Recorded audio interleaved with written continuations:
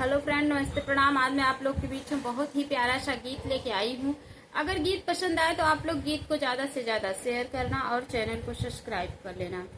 के जय ही उरबूरे के जय ही पुरबूर के जय ही बहिनी के सरे ललनवायर के जय ही बहिनी देसरे ललनवा बहिनी बिना निकला गई मड़म नायर के बैठई मड़े हमार रे ललनवायर के बैठ रे हमार रे ललनवा भीतरा से निकरी है भाभी हो कवन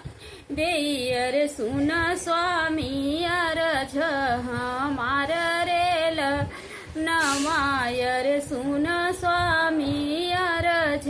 हमार रेल नवा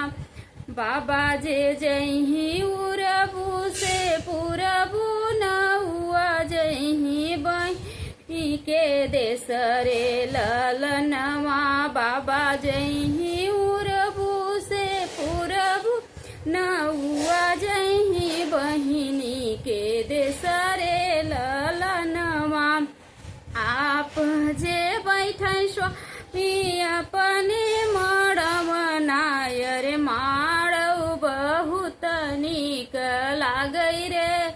लनवायर माड़ऊ बहुत नीक लागै रे ललनवा बोलिया तो बोलू तू मोरी रानी अरे बोलत तनी कौस चानू न ललनवा अरे बोलत तनी कौशंकुच रे ललनवा नौआ जे जही पुरबू से पुरबू अरे हम जाबई बहिनी के देश रे ललनवा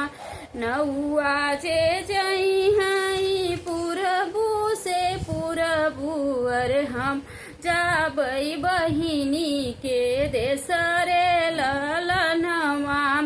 हमारा मड़ुआ मोरे जीजाजी बैठई अरे आड़ऊ बहुत नीक लागै रे ललनवा अरे माड़ऊ बहुत नीक लागै रे ललनवा अरे बहिनी बिना मोर सोहै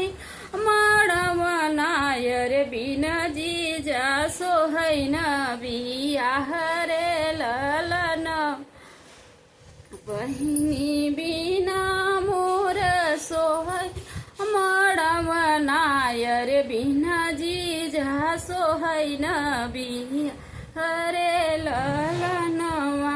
बहुत बहुत धन्यवाद। गीत पसंद आए तो आप लोग